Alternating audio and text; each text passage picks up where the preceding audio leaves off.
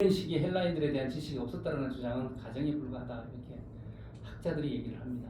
역사적인 배경은 방금 말씀드렸듯이 요아스 왕의 통치 초기 시대로 보는 게 어떨까? 통치 초기라 그러면 이제 8세부터 이렇게 시작을 하는 거니까 어떻게 보면은 이제 할머니 왕이 됐던 시기를 바로 이어받아가지고 굉장히 정치적으로 이때 혼란스럽습니다. 한번 볼게요. 북이스라엘이 이제 그 아합 왕조가 이 예후에 의해 가지고 아합 왕조가 그러자고 뭐라고 얘기를 하죠? 예후 왕조 이전의 왕조가 어디였죠? 오므리 왕조였죠. 오므리 왕조의 가장 강력했던 왕은 누구였습니까? 아합 왕이었죠. 아합 왕의 아내는 누구였죠? 이세벨. 네. 이세벨의 딸은 누구였죠? 네? 아달랴. 네. 잘하고 계시네. 그 이제 정치적인 상황이 그렇다라는 충분히 이해가 되실 거예요. 그렇죠? 이 시기를 지금 배경으로 하고 있다라고 보시면 될 것 같습니다. 그래서 예후가 이 북쪽의 아합뿐만 아니라 또 그 이세벨뿐만 아니라 남유다의 아하시아 왕까지 살해를 하죠, 그죠? 도망가고 있는 아하시아 왕을 살해를 하지 않습니까? 그죠? 이렇게 해서 그러면서 이제 아합 왕하고 여러분 한번 표를 보실래요? 아합하고 여호사밧 쪽하고 이렇게 서로 동맹을 맺어가지고 여호사밧의 아들인 여호람하고 아합 왕의 딸이었던 아달랴하고 결혼을 시키죠, 그죠? 그래서 아달랴가 남유다로 와서 시집을 와서 황후가 됩니다. 그런데 나중에 이 아시아 왕이 살해가 되면서 그게 아들이죠, 그죠? 아들이 살해가 되면서 본인이 직접 통치를 해버려. 그 아예 왕족을 다 죽여버립니다. 그죠? 다 죽여버리는데 이 고모가 이 왕이 될 사람들 다 죽여버리고 자기가 이제 왕이 되려고 고모가 빼돌리죠, 그죠? 그래서 이게 성전 안으로 빼돌리게 됩니다. 그래서 요아스는 이제 생존을 하게 되죠. 그 상황이에요. 그래서 제가 잘못했습니다. 예, 맞습니다. 요거라면 처가 되겠죠, 그죠? 예. 수정해 주시기 바랍니다. 요거 제가 다시 한번 확인을 한번 해볼게요. 제가 그렇게 이해를 하고 있는데, 이 합법적인 상속자들을 많이 살해하고 6년간 그녀가 통치를 하게 되죠, 그죠? 그래서 그 당시에 유다는 이 바알 숭배에 빠지게 되는 그런 상황이 있습니다.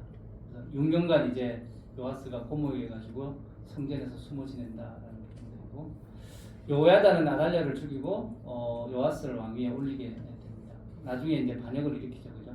이제 성전 안으로 이제 끌어들여가지고 죽이게 되는 그런 것들이 나오는데, 그리고 요아스는 이제 종교개혁을 종교 실질적으로 어떻게 보면은 여호야다가 종교개혁을 했다라고 볼 수가 있을 것 같습니다. 종교개혁을 단행하고 여호야다가 죽고 나가지고 요아스는 여호와를 버리게 됩니다. 그러면서 우상 숭배를 하게 되죠, 그죠? 그래서 이 시기에 이제 어떻게 보면은 요시아가 이렇게 정신 못 차리고 있을 때 노예를 보내서 하나님이 경고하지 않았을까? 남유다를 위해서 이렇게 이제 시대적인 배경을 이해를 하시면 조금 좋겠다라는 생각이 듭니다. 네, 질문 있습니까? 요시아라고 말씀하셨죠? 요아스. 네, 죄송합니다. 제가 요시아하고 요아스하고 헷갈려가지고 요아스 맞습니다. 핵심 주제가 이제 여호와의 나라입니다. 여호와의 나라에 대한 해상과 이런 부분들이 있는데, 최근에 발생했던 흉측한 메뚜기 재앙이 결국 하나님께서 장차 공의를 세우기 위해서 인간의 역사에 직접 개입하실 심판의 나라를 묘사하고 있다, 이렇게 보았습니다. 메뚜기 재앙이 아마 그때 굉장히 강하게 있었던 것 같습니다. 그래서 그날은 이스라엘과 열국들에 있어서 유례 없는 날이 될 거다, 이렇게 표현하고 있습니다. 그런데 어제 이제 여호와의 날이 심판의 날이냐 회복의 날이냐 이렇게 하는데, 여호와의 날이 항상 심판의 날이긴 하지만 또 뭡니까? 회복의 날입니다. 늘 같이 병존합니다. 그래서 여호와를 반영했던 사람들에게는 심판의 날이지만 또 여호와께 돌아온 사람들에게는 뭐예요? 회복의 날이다. 그 여호와의 날이 좋은 날이기도 하고 심판의 날이기도 하고 그렇게 보시는 게 좋습니다. 그래서 여호와를 의지하는 모든 자들에게는 놀라운 축복과 구원이 될 것이다, 그 날이. 거기에서 이제 누구든지 여호와의 이름을 부르는 자는 구원을 얻으리라. 신약에서 인용됐던 구절이죠, 그죠? 기록 목절이 여호와의 날이 임박했음을 경고하기 위한 목적이 있습니다. 회개하고 그러니까 여호와께 돌아와서 돌아오면 여호와께서 회복하실 거다. 재앙을 예로 사용해서 유다 백성들로 하여금 회개하는 마음으로 겸손하게 하나님께서 돌아와 징계 대신 축복을 받도록 경고하고 있다. 너희는 이제라도 금식하며 울며 애통하고 마음을 다하여 내게로 돌아오라. 이렇게 지금 표현하고 있습니다. 만일 그들이 회개의 요청을 계속 거절한다면 심판을 불가피할 거다. 그래서 외에는 자연과 열방들, 이방 모든 민족들에 대한 하나님의 주권적인 능력을 강조하고 있다. 메뚜기 재앙을 통제하실 때 나중에 분대도 나오죠, 그죠? 그 분대들을 활용해서 하나님이 이를 성취하실 거다라는 것을 얘기를 하고 있습니다. 그러니까 돌아오라. 지금 이제 굉장히 사회적으로 아달랴가 심어놓았던 굉장히 이 뭐라 그럴까 우상 숭배에 대한 그 6년간의 그 문화가 종교 개혁을 단행을 하면서 많이 해소가 됐지만 또 다시 그가 그 우상 숭배로 돌아가면 그래가지고 그러한 것들이 여러분은 모래성 싸워보셨죠? 모래성 싸울 때는 어떻습니까? 굉장히 어렵죠, 그죠? 근데 무너지는 건 어떻습니까? 한 번만 흔들어버리면 무너지잖아요. 그래서 저도 그런 것들을 많이 회사 생활하면서 경험했습니다. 싸울 때는 굉장히 오랫동안 싸워요. 시간이 많이 걸리더라고요. 어떨 때는 5년, 10년이 걸립니다. 그런데 한 리더, 그러니까 사장이 새로 오셔가지고 무너뜨리면 6개월도 안 갑니다. 6개월은 뭐예요? 2, 3개월도 안 가고 싹 없어집니다. 문화 자체가 없어집니다. 그래서 그런 것들을 이제 경험해 보니까 충분히 그럴 수 있겠다. 아마 나름 종교 개혁으로 변화를 많이 모색을 했지만 또 다시 리더의 어떤 그 정책을 따라서 요시아죠. 요시아 요아스입니까? 요아스의 정책을 따라서 크게 바뀌었다라고 이렇게 이제 그러한 상황을 지금 뭐예요? 좀 회복되기를 기대하는 마음으로 썼다라고 이렇게 보시면 될 것 같습니다. 요에서 이슈 우리 자매님이 궁금하실 군대 정체가 뭐냐, 그 여호와의 날이 뭐냐 이렇게 볼 수가 있는데 2장 1절부터 11절에 군대가 등장하죠, 그죠? 메뚜기 때 습격을 모사를 하는지 아니면 실질적으로 인간 군대인지에 대한 논란이 많이 있습니다.